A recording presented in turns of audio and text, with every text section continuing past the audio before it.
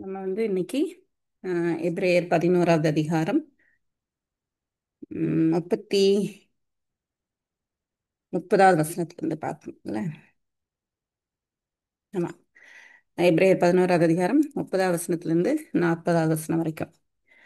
So எபிரேயர் 1லிருந்து 10வது அதிகாரம் வரைக்கும் இயேசு கிறிஸ்து எவ்வளவு மேன்மை உள்ளவர், அவருடைய உடன்படிக்கை எப்படிப்பட்டது, அதுக்கப்புறம் அவருடைய பலி எப்படிப்பட்டது, அவருடைய ஆசாரியத்துவம் எப்படிப்பட்டது அப்படின்னு சொல்லி யூதர்களுக்கு ஆசிரியர் சொல்லி கொண்டு வருகிறார். ஏன்னா இந்த நிருபத்தை வாசிக்கிறவங்க, நிருபம் யாரிடத்துல செல்லுகிறதோ அவங்க ஆல்ரெடி விசுவாசத்துக்குள்ள வந்திருந்தாலும் யூத முறைமைக்கு திரும்ப பேக் போயிடலாங்கிற மாதிரி உபத்திரவங்கள்னாலும் சில பயத்தினாலையும் சில யூதர்கள் பேசுகிற காரியங்களை வைத்தும் அவங்க பேக் போயிடலாங்கிற யோசனையில் இருக்கும்போது ஆசிரியர் இந்த நிருபத்தை எழுதி இயேசு கிறிஸ்து எவ்வளவு மேன்மை உள்ளவர் அப்படிங்கிறத சொல்றார். அதுதான் இந்த முழு எபிரேய புத்தகத்துடைய தீம் அப்படின்னு சொல்லி நம்ம பார்த்தோம்.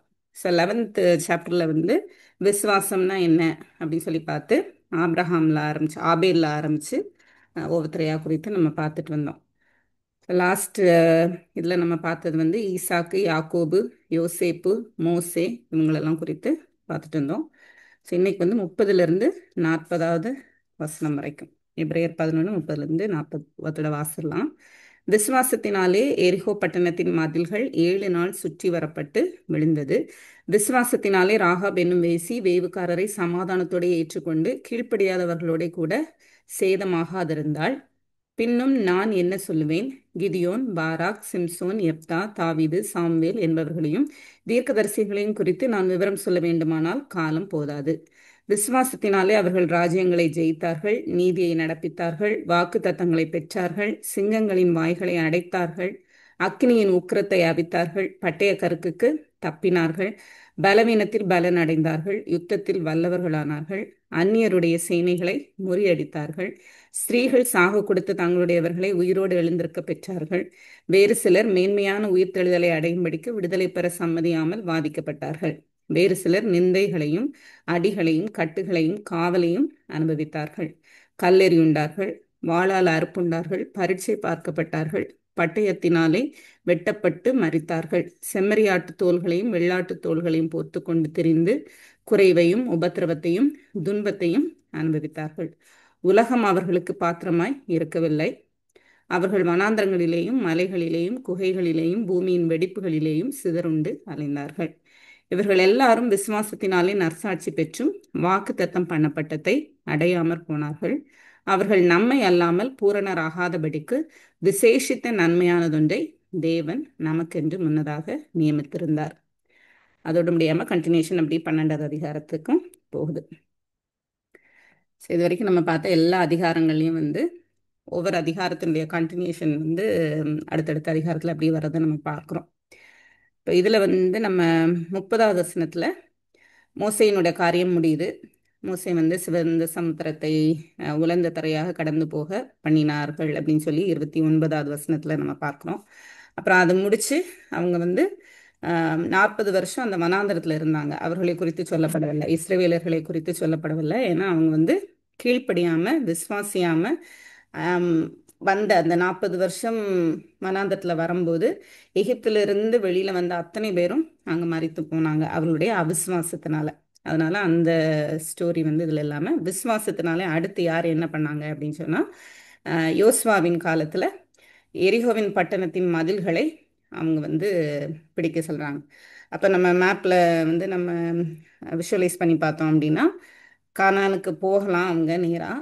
ஆனால் யோசுவாவும் காலேபும் உள்ளே போகிறாங்க. அந்த 12 வேவுக்காரரோட மோசையை அனுப்பும்போது இவங்க விசுவாசிக்கலை. அதனால 40 வருஷம் சுற்றி வராங்க. அப்படி சுற்றி வரும்போது இப்போ அவங்க கடைசியாக இங்கே நிற்கிறாங்க அப்படின்னா யோர்தானில் நிற்கிறாங்க. யோர்தானுக்கு அந்த சைடு எரிகோ இருக்குது. எரிகோ ஒரு அரண்னான ஒரு பட்டணம், அரண்களை கொண்ட பட்டணம், மதில்களை கொண்ட பட்டணம். அப்போது அங்கே இருக்கிறவங்களுக்கு ஆல்ரெடி நியூஸ் போயிருக்குது. என்ன அப்படின்னு சொன்னால், இவங்க எகிப்துல இருந்து இப்படி வெளியே வர்றாங்க ஒரு கூட்டம் அப்படின்னு சொல்லி அவங்க கேள்விப்படுறாங்க. இந்த எகிப்துங்கிறது அந்த காலத்தில் ஏதேன் தோட்டத்தை போல இருந்தது அப்படின்னு சொல்லி வேதத்தில் கூட நம்ம பார்க்குறோம். அது அவ்வளோ ரிச்சாக வெல்த்தியாக பெரிய ஒரு ராஜ்யமாக இருந்தது. இப்போ அதிலிருந்து அந்த 10 வாதைகளை தேவன் வந்து அற்புதங்களை அடையாளம் காண்பித்து இவங்களெல்லாம் வெளியில கூப்பிட்டுட்டு வராரு. அப்போ ஒரு தெய்வத்தை நம்பி இவங்க வராங்க, ஒரு பெரிய ஜனக்கூட்டம் வருகிறதுங்கிறது வந்து ஆல்ரெடி எரிகோல எல்லாருக்கும் வந்து தெரிகிறது. இவங்க யோர்தான்ல கால் வைக்கும்போது யோர்தான் வந்து அப்படியே ஒரு குவியலாக நின்று போயிடுச்சு அப்படின்னு பார்க்குறோம். அதுக்கப்புறம் அதை கிராஸ் பண்ணுறாங்க. இது எல்லாமே அவங்களுக்கு வந்து தெரியுது. இப்போ தேவன் வந்து சொல்ற அந்த எரிஹோ கோட்டையை எப்படி அவங்க இடித்தாங்க அப்படிங்கிறது வந்து நம்மளுக்கு ஆல்ரெடி தெரியும், நமக்கு அந்த ஸ்டோரி தெரியும். இப்போ அவங்க வந்து என்ன பண்ணுறாங்கன்னா ஒவ்வொரு நாளும் அமைதியாக அந்த எரிஹோ பட்டணத்தை சுற்றி வராங்க. அப்போ உள்ளே இருக்கவங்களுக்கு என்ன தோணியிருக்கும்? ஏதோ சுற்றி சுற்றி வராங்க, என்னன்னு தெரில. ஏன்னா யுத்தம் அப்படின்னு சொல்லும்போது ரெண்டு ராஜாக்கள் வந்து பெரிய ஒரு போர் நடந்து அதில் வெற்றி அப்படிங்கிறது தான் அது வரைக்கும் பார்த்துருப்பாங்க. இப்போது ஜஸ்ட் வந்து சுற்றி சுற்றி வராங்க, அதுக்கப்புறம் பாளையத்துக்கு போயிடுறாங்க. ஒரு தடவை சுற்றி வராங்க, பாளையத்துக்கு போயிடுறாங்க. என்ன நடக்குது அப்படிங்கிறதே வந்து உள்ளே இருக்கிறவங்களுக்கு தெரியல. ஆனால் அதுக்கு முன்பாக தான் இந்த ராகாப் அப்படிங்கிற ஸ்ரீ வந்து வராங்க. அவங்க வந்து ஆல்ரெடி ஒரு ஜென்டைல். ஜென்டைல்னா நம்மளுக்கு ஆல்ரெடி தெரியும், யூதர் அல்லாதவர்கள் ஜென்டைல், இஸ்ரவேல் ஜனங்கள் அல்லாதவர்கள் வந்து ஜென்டைல்ஸ், புறஜாதியார். அப்போ இப்போ கானானுக்குள்ள அநேக ஜாதிகள் வந்து இருக்கிறாங்க. அதில் வந்து எமோரியர், எபூசியர், இப்படி வந்து நிறைய பேர் வந்து இருக்கிறாங்க. தேவன் கூட வந்து சொல்றாரு, அவர்களை எல்லாம் நான் வந்து துரத்தி உங்களை வந்து உள்ள கொண்டு வருவேன் அப்படின்னு சொல்லி. ஏவியர், ஏத்தியர், இந்த மாதிரி வந்து நிறைய பேர் இருக்கிறாங்க.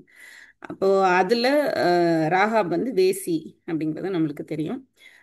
அவங்க வந்து என்ன பண்றாங்க அப்படின்னு சொன்னா, தன்னுடைய ஜீவனையும் பார்க்காம இவங்க கேள்விப்பட்டதை வைத்து இப்படி ஒரு தேவனை அவங்க வழிபட்டு இப்படி ஒரு ஜனக்கூட்டம் வர்றாங்க, அநேக அற்புதங்கள் அடையாளங்கள் இதெல்லாம் நடந்திருக்குது, இப்போ யோர்தான் வந்து அவங்க கால் வைக்கும்போது நிற்குது, இதெல்லாம் வந்து தெரிந்த அவங்க அவங்கள வந்து தன்னுடைய ராஜாவையும் தன்னுடைய ராஜ்யத்தையும் அவங்க வந்து நம்பாம அவங்க வந்து இந்த வேவுக்காரர் வரும்போது அவங்கள ஒழித்து வைக்கிறத நம்ம பார்க்குறோம். இப்போ அதனால தான் அடுத்த வசனத்தை சொல்றாங்க, விசுவாசத்தினாலே ராகாப் என்னும் வேசி வேவுக்காரரை சமாதானத்தோடே ஏற்றுக்கொண்டு அப்படின்னு வார்த்தை சொல்லுது. சமாதானத்தோடே அப்படின்னு சொல்லும்போது எந்த ஒரு டவுட்டும் அவங்களுக்கு இல்லை. ரொம்ப மைண்ட் வந்து அவங்களுக்கு பீஸ்ஃபுல்லாக இருக்கு. எப்படி அப்படின்னு சொன்னால், ஒரு விசுவாசம், இவங்க நம்மளை வந்து காப்பாற்றுவாங்க அப்படின்னு சொல்லி. அவ்வளோ பெரிய ராஜ்யத்தில் சொந்த ஊர்லேயும் அவங்க நம்பாமல் வந்த ரெண்டு வேவுக்காரரை வந்து அவங்க விசுவாசித்தாங்க. ஏன்னா அவங்க தேவன் யார் என்பதை அவங்க உணர்ந்திருந்தாங்க. இப்போ விசுவாசத்தினாலே ராகாப் என்னும் வேசி வேவுக்காரரை சமாதானத்தோட ஏற்றுக்கொண்டு கீழ்ப்படியாதவர்களோட கூட சேதமாகாதிருந்தாள். அப்போ கீழ்ப்படியாதவர்கள் அப்படின்னு இந்த இடத்துல யாரை குறிக்குது அப்படின்னு சொன்னா அந்த எரிகோ பட்டணத்தார். இப்போ அவங்க எல்லாரும் தேவனுடைய செயல்களை கேள்விப்பட்டிருந்தாங்க, ஆனால் அவங்க வந்து விசுவாசிக்கலை. அப்போ அது கீழ்ப்படியாத தன்மையை குறிக்குது. அப்போ நம்ம ஏற்கனவே இந்த எபிரேயர் புத்தகத்தில் பார்க்கும்போது கீழ்ப்படிதல் கீழ்ப்படியாமை அப்படிங்கிறது வந்து தேவனை ஏற்றுக்கொண்டு அதுக்கப்புறம் நம்ம செய்கிற காரியங்களை காட்டிலும் தேவனுடைய வார்த்தையை விசுவாசிப்பது, தேவன் ஒருவர் உண்டு என்று விசுவாசிப்பது, அதுதான் வந்து கீழ்ப்படிதல். அப்ப இந்த இடத்துல கீழ்ப்படியாதவர்களோட சேதமாகாதிருந்தால் அப்படின்னு சொல்லும்போது எரிகோ பட்டணத்தாரோடு கூட அவங்க அழிந்து போகல, அதுதான் சொல்லப்பட்டிருக்கு. அப்போ இந்த நம்ம இப்ப வாசித்த 30ல இருந்து 40ல 30 31 வந்து ரெண்டும் அந்த ராகாப் அவங்களோட அந்த இன்சிடென்ட் வந்து குறிக்குது. அப்ப ராகாப் பெற்றுக்கொண்ட ஆசீர்வாதம் என்ன என்பது நம்மளுக்கு வந்து தெரியும். இயேசு கிறிஸ்துவனுடைய அந்த பிறப்பின் பட்டியலில் அவங்களுடைய பெயர் வந்து இடம்பெற்றிருக்கிறது. என்னதான் இயேசு கிறிஸ்து வந்து யூதர்களுக்காக வந்தார், தம்முடைய ஜனத்திற்காக இஸ்ரவேல் ஜனங்களுக்காக வந்தார்னு யூதர்கள் சொல்லி கொண்டிருந்தாலும், இந்த இடத்துல ராகாபை யூதர்கள் பார்க்கும்போது அவங்களுக்கு பொறுத்த வரைக்கும் வேசி வந்து கல்லெறி உண்டு கொல்லப்பட வேண்டும்.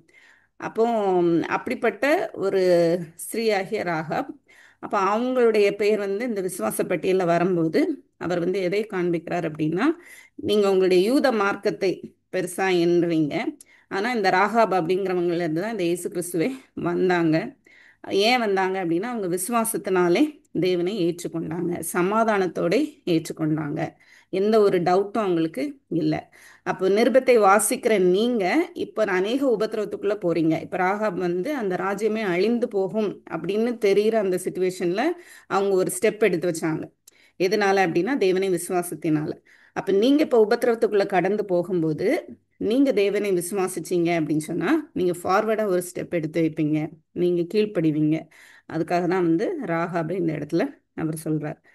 இப்போ ராகாபுடைய ஒரு பெரிய பிளெஸிங் வந்து என்ன அப்படின்னா, இயேசு கிறிஸ்துவனுடைய ஒரு கிரேட் கிராண்ட் மதர் அப்படிங்கிற ஒரு அந்தஸ்தை அவங்க பெற்றுக்கொள்கிறாங்க. அந்த பட்டியலில் அவங்க இடம்பெறாங்க. ஒரு புறஜாதியாராய் அவங்க இருக்கிறாங்க. இப்போ அந்த கானான் தேசத்துல எத்தனையோ ஜாதிகள் இருந்தாங்க. எல்லாருமே வந்து அழிக்கப்பட்டு போவாங்க அப்படின்னு சொல்லி தேவன் சொல்லி ஏற்கனவே இஸ்ரவேல் ஜனங்களுக்கு சொல்லியிருக்கிறார். ஆபிரகாமுக்கு அவர் உடன்படிக்கை பண்ணும்போதே அவர் வந்து என்ன சொல்றாரு அப்படின்னு சொன்னா, ஆம், ஆதியாகமம் பதி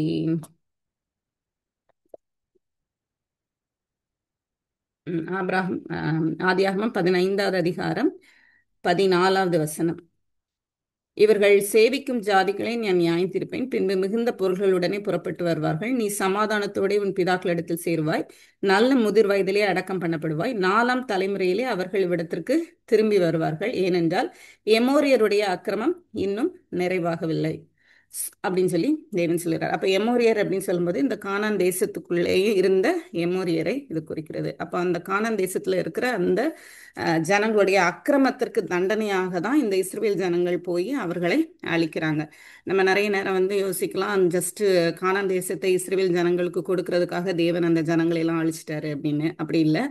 ஒவ்வொருத்தருக்கும் தேவன் வந்து நீதி உள்ளவராய் இருக்கிறார். அப்ப அவர்களுடைய தண்டனைக்கு, அவர்களுடைய பாவங்களுக்கு ஏற்ற தண்டனை இயேசு கிறிஸ்துவை, அதாவது தேவனை விசுவாசிக்கிற ஜனக்கூட்டமாகிய இஸ்ரவேலருக்கு ஒரு ஆசீர்வாதம். இப்ப வேதத்துல அநேக இடத்துல பார்க்கும்போது தேவனுடைய நியாய தீர்ப்பு நடக்கிற இடத்துல தேவனுடைய பிள்ளைகளுக்கான ஆசீர்வாதமான காரியங்களும் உண்டு. இப்போ உலகத்துல எத்தனையோ காரியங்கள் வந்து போர் யுத்தம்லாம் வந்து தேவனுடைய நியாய தீர்ப்பு ஒவ்வொரு இடங்கள்ல நடந்து கொண்டிருந்தாலும் அவருடைய பிள்ளைகளுக்கு பாதுகாப்பு உண்டு. அதை தான் வந்து வேதத்துல நம்ம நிறைய இடத்துல பார்க்கிறோம். அப்போ இப்போ வந்து 30-31 நம்ம பார்த்த மாதிரி ராகாப் வந்து சமாதானத்தோட அவங்க ஏற்றுக்கொண்டாங்க அப்படின்னு சொல்லும்போது அதற்குரிய ஆசீர்வாதத்தை அவங்க பெற்றுக்கொண்டாங்க. எரிகோவுக்கு நியாய தீர்ப்பு வந்தது. அதாவது கீழ்ப்படியாதவர்களுக்கு தேவனுடைய நியாய தீர்ப்பு வந்தது. இது எதனால அப்படின்னா ராகாபுடைய விசுவாசத்தினால. அதுக்கப்புறம் 32வது வசனம். பின்னும் நான் என்ன சொல்லுவேன், கிதியோன், பாராக், சிம்சோன், எப்தா, தாவீது, வரிசையா அவர் வந்து அவங்களுடைய ஃபோர் ஃபாதர்ஸ் எல்லாம் வந்து அவர் சொல்லிட்டு வர்றாரு. சொல்லிட்டு கடைசியில் சொல்றாரு, தீர்க்கதரிசியின் குறித்து நான் விவரம் சொல்ல வேண்டுமானால் காலம் போதாது அப்படின்னு. எல்லாரையும் பத்தி எழுத முடியாது. ஆனா இதுல அடுத்து அவர் நியாயாதிபதிகளுக்கு போறார். அப்ப நம்மளுடைய ஆதியாகமத்துல ஆரம்பிச்சு ஒவ்வொருத்தரையா அவர் சொல்லிட்டு வந்து யோசுவாவின் காலத்துல நடந்தது சொல்லி இப்ப எல்லாம் செட்டில் ஆயிட்டாங்க. செட்டில் ஆனதுக்கு அப்புறம் வேதத்துல அடுத்து யார் வராங்க அப்படின்னா நியாயாதிபதிகள் வராங்க. இப்ப நியாயாதிபதிகள்ல கிதியோன், பாராக், சிம்சோன், எப்தா இவங்களெல்லாம் வந்து அவர் சொல்றார். அப்ப கிதியோனோட ஸ்டோரி நம்ம எல்லாருக்கும் தெரியும். அவர் வந்து தேவன் இடத்துல ஒரு சின்ன அடையாளத்தை கேட்டு அவர் வந்து பெற்றுக்கொள்கிறார். அதுக்கப்புறம் கிதியோன் வந்து மீதியானியர்களை எதிர்த்து நிற்கிறத நம்ம பார்க்கணும். அப்ப அவர் வந்து சொல்றாரு, என்னுடைய கோத்திரம் வந்து ஒரு சின்ன கோத்திரம், என்னோட ஃபேமிலி ஒரு சின்ன ஃபேமிலி, அதுல நான் மிகவும் சிறியவன், அப்போ பராக்கிரமசாலியே அப்படின்னு சொல்லி தேவன் அழைக்கிறார். அப்ப அவருடைய விசுவாசத்தினால கிதியோன் வந்து தேவன் வைத்திருந்த ஒரு சித்தம் என்ன அப்படின்னு சொன்னா, தேவனுடைய திட்டம் என்ன அப்படின்னா மீதியானியர்களை அழிக்க வேண்டும். அப்ப கிதியோன் வந்து அதை செய்யறத நம்ம பார்க்கிறோம். அது வந்து நியாயாதிபதிகள் 6-8 வந்து இருக்குது. 6வது அதிகாரத்துல இருந்து 8வது அதிகாரத்துல வரைக்கும். அதுல நம்மளுக்கு வந்து தெரிந்த ஒரு இன்சிடென்ட் என்ன அப்படின்னு சொன்னா, 1,35,000 பேர்கிட்ட மீதியானியர்கள் வராங்க. அப்ப கிதியோனை வைத்து தேவன் யுத்தத்திற்கு அழைத்து செல்கிறாரு. அப்ப தேவன் வந்து என்ன சொல்றாருன்னா, நீங்க ஜனக்கூட்டம் நிறைய இருக்கிறீங்க, 32,000 பேர் இருக்கிறாங்க யுத்தத்துக்கு ரெடியாகி இவங்க கூட, கிதியோன் கூட. அப்ப நீங்க வந்து உங்களுடைய காரியத்தினால நீங்க ஜெயிச்சீங்கன்னு சொல்லாதபடிக்கு இன்னும் ஆட்களை வந்து தேவன் அந்த இடத்துல கம்மி பண்ணுகிறதுன்னு பார்ப்போம். அப்ப 300 பேரோட போறாங்க. பிளஸ் எப்படி போறாங்க அப்படின்னா தீப்பந்தம், எக்காளம், அப்புறம் ஒரு பானை இதெல்லாம் எடுத்துட்டு போறாங்க. இதுவுமே யுத்தத்திற்கும் யுத்தத்துல பயன்படுத்துகிற பொருளுக்கும் சம்பந்தமே இல்லாத ஒரு காரியம். அப்ப இதை எடுத்துட்டு போகும்போது அந்த யுத்த வீரர்களுக்கு என்ன இருக்கும் மைண்ட் செட்ல, ஆப்போசிட்ல இருக்கிறவங்க 1,35,000 பேர் அப்படின்னா அவங்களோட மைண்ட்ல எப்படி இருக்கும். ஆனா தேவன் மேல விசுவாசம் வைத்து அவங்க வந்து காரியத்தை செய்தாங்க. அப்ப அவங்க அதுல வந்து எல்லாரையும், ஒருவராகிலும் வந்து உயிரோடு இல்லாதபடிக்கு எல்லாரையும் அழித்து போட்டாங்க அப்படின்னு சொல்லி நம்ம பார்க்கிறோம். அப்ப கிதியோன் வந்து விசுவாசத்தினால என்ன பண்ணாருங்கிறத அவர் காமிக்கிறாரு. அடுத்து வந்து பாராக், அது வந்து நியாயாதிபதிகள் 4:5 இருக்குது.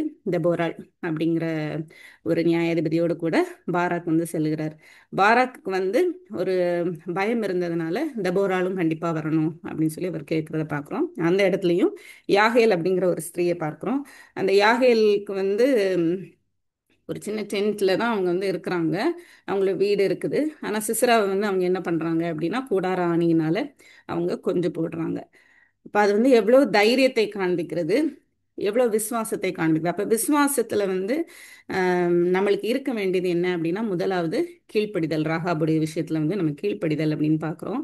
அடுத்து இந்த கிதியோன், பாராக், சிம்சோன், எப்தா இவங்களுடைய லைஃப்ல பார்க்கும்போது அந்த விசுவாசத்துல நம்மளுக்கு இருக்க வேண்டியது என்ன அப்படின்னா தைரியம் இருக்க வேண்டும். உபத்திரவத்தின் மத்தியில கடந்து போகும்போது தைரியம் இருக்க வேண்டும் அப்படின்னு ஆசிரியர் வந்து யூதர்களுக்கு சொல்றார். அப்போ நம்மளும் இப்போ நம்ம ரீட் பண்ற இந்த எபிரேயர் நிருபத்தை ரீட் பண்ற நம்மளும் கூட உபத்திரவத்துல போகும்போது விசுவாசிக்கிறோம் அப்படின்னு சொன்னா முதல்ல நம்மளுக்கு கீழ்ப்படிதல் இருக்கணும். ரெண்டாவது வந்து என்ன இருக்கணும் அப்படின்னு சொன்னா தைரியம் இருக்கணும். ஸோ நம்ம காத்திருக்கிற பீரியட்னு ஒன்று இருக்கு, சஃபர் பண்ற பீரியட் ஒன்று இருக்குது. ஸோ இந்த பீரியட்லாம் நம்ம எப்படி இருக்கணும் அப்படின்னா தைரியமா இருக்கணும். இப்போ சிசரா வந்து வரும்போது யாகேல் பயந்துருந்தாங்க அப்படின்னு சொல்லி சொன்னான். ஏன்னா அவங்க ஒரு எதிரி உடைய ஒரு இதுல இருந்து வராங்க, ஆர்மில இருந்து வராங்க அப்படின்னு சொல்லும்போது அவங்க பயந்து இருந்திருக்கலாம். ஆனா ஒரு கூடார ஆணியை எடுத்து தலையில அடித்து அது தரையோட போய் இருந்ததா வந்து வேதம் சொல்லுகிறது. அதுக்கப்புறம் அவன் மரித்தான் அப்படின்னு சொல்லி சொல்லப்பட்டிருக்கு. அப்படிங்கிறப்போ எவ்வளவு தைரியம் இருந்திருக்க வேண்டும் அந்த பெண்ணுக்கு அப்படின்னு சொல்லி பார்க்குறோம். அதே போல பாராக் வந்து ஆம், பெரிய ஒரு படை அவன்கிட்ட இருந்தாலும் தேவனுடைய வார்த்தையை தெரிவிக்கிற அந்த தெபோரால வந்து கூட வரணும் அப்படின்னு சொல்லி அவர் யோசிக்கிறார். தேவனுடைய வார்த்தை வந்து அவர்களோடு கூட எப்பொழுதும் இருக்கிறத வந்து அவங்க விசுவாசிக்கிறத அந்த இடத்துல நம்ம பார்க்குறோம். அப்போ பாராக் வந்து சொல்றாங்க. அடுத்து வந்து சிம்சோன். சிம்சோன்னு நம்ம எல்லாருக்கும் தெரியும். நியாயாதிபதிகள் 13வது அதிகாரத்துல வந்து அவங்களை குறித்து இருக்கு, பெலிஸ்தர்களுக்கு அகெயின்ஸ்டா. இப்போ நம்மளுக்கு சிம்சோன் தெரியும். அவர் தான் வந்து இப்படி இப்படிலாம் இருக்கணும், ஆனால் அப்படிலாம் அவர் இல்லை. ஒரு நசரேயனா இருக்கணும். அதே போல் தீட்டுள்ளதை எதுவும் தொடக்கூடாது அப்படிலாம் இருக்கும்போது அவர் வந்து அந்த சிங்கத்தை கொஞ்சம் அதில் இருக்க தேனை எடுத்து தன்னுடைய தாய் தகப்பன் கொடுத்தாரு. அதுக்கப்புறம் வேசியின் இடத்துல செஞ்சாரு. அப்புறம் ஒரு பெண் இடத்துல ரகசியத்தை சொல்லி தன்னுடைய பலனை எழுந்து போனார். இதெல்லாம் நம்ம பார்க்கிற குற்றங்கள் மனிதர்கள் மத்தியில. ஆனா அவர் வந்து விசுவாச பட்டியல்ல இருக்கிறார் அப்படின்னு சொல்லும்போது தேவனுடைய வார்த்தையை வந்து என்ன அப்படின்னு சொன்னா ஒவ்வொருத்தருக்கும் பழைய ஏற்பாட்டின் காலத்துல ஒவ்வொருத்தருக்கும் ஒவ்வொரு பீரியட், அந்த பீரியட்ல அவங்க செய்ய வேண்டிய வேலை என்ன அதை மட்டும் தான் தேவன் வந்து கொடுத்திருந்தார். இப்ப நம்ம பார்த்தது மாதிரி கிதியோன் அப்படின்னா மீதியானியர்களை அவர் வந்து அழித்தாரு. அடுத்து பாராக் பார்க்கும்போது கானானியரை வந்து அவர் அழித்தாரு. அடுத்து சிம்சோனை பார்க்கும்போது அவர் வந்து பெலிஸ்தியர்களை அழிக்கிறார். அப்ப இதெல்லாம் அவங்களுக்கு கொடுக்கப்பட்ட தேவனுடைய திட்டம், அவர்கள் மூலமா நிறைவேறப்படும்படியாய் தேவன் அவர்களோடு கூட இருந்தார். அதுக்கப்புறம் அவங்களுடைய லைஃப் வந்து முடியுது. அப்படிதான் நம்ம பார்க்குறோம். அப்ப இதுல இருந்து நம்ம தெரிந்து கொள்ள வேண்டியது என்ன அப்படின்னா, ராகாபா இருந்தாலும் சரி, கிதியோனா இருந்தாலும் சரி, பாராக்கா இருந்தாலும் சரி, சிம்சனா இருந்தாலும் சரி, எல்லாருக்குமே வந்து நெகட்டிவ்ஸ் இருந்தது. எல்லாருடைய வாழ்க்கையிலுமே வந்து அவங்க பெர்ஃபெக்டா இல்லை. அப்ப விசுவாசிகள் வந்து கீழ்ப்படியணும் அப்படின்னு சொல்லும்போது பெர்ஃபெக்ட் ஒபீடியன்ஸை தேவன் எதிர்பார்க்கிறாரா, இல்லை பெர்ஃபெக்ட் ஒபீடியன்ஸ் எனக்குள்ள இருந்தாதான் நான் வந்து தேவனுடைய நோக்கத்தை இல்லை தேவனுடைய காரியத்தை நான் என்னுடைய வாழ்க்கையில செய்ய முடியுமா அப்படின்னு சொன்னா இல்லை. அதுக்கு வந்து ஒரு கமெண்டேட்டர் வந்து கொடுத்துருந்தாங்க, ஒரு சென்டென்ஸ் கொடுத்துருந்தாங்க. அது எப்படின்னா, it is not the perfection of our life but it is the direction of our life அப்படின்னு சொல்லி எனக்கு அந்த வார்த்தை பிடிச்சிருந்துச்சு. நம்மளுடைய வாழ்க்கையில வந்து தேவனுக்கு பிரியமாய் நடக்கணும்னு சொல்லி அவருக்கு பின்னாடி அவர் ஒரு லெக்கை நம்ம வைத்து அவருக்கு பின்னாடி நம்ம செஞ்சு கொண்டு இருக்கிறோம். அப்போ நம்மளுடைய லைஃப்ல வந்து அநேக நேரம் பர்ஃபெக்ஷன் இல்லை, அவரை பிரியப்படுத்துகிற காரியங்களை நம்ம செய்ய முடியல.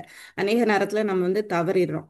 ஆனால் தேவன் எதிர்பார்க்கறது என்னன்னா அந்த டைரக்ஷன், அந்த டைரக்ஷன்ல இருந்து நம்ம திரும்பக்கூடாது. அதாவது கீழ்ப்படிதல் அப்படிங்கிறது வந்து தேவனை விசுவாசிக்கிறது அப்படின்னு பார்க்கும்போது அது ஒரு டைரக்ஷன்.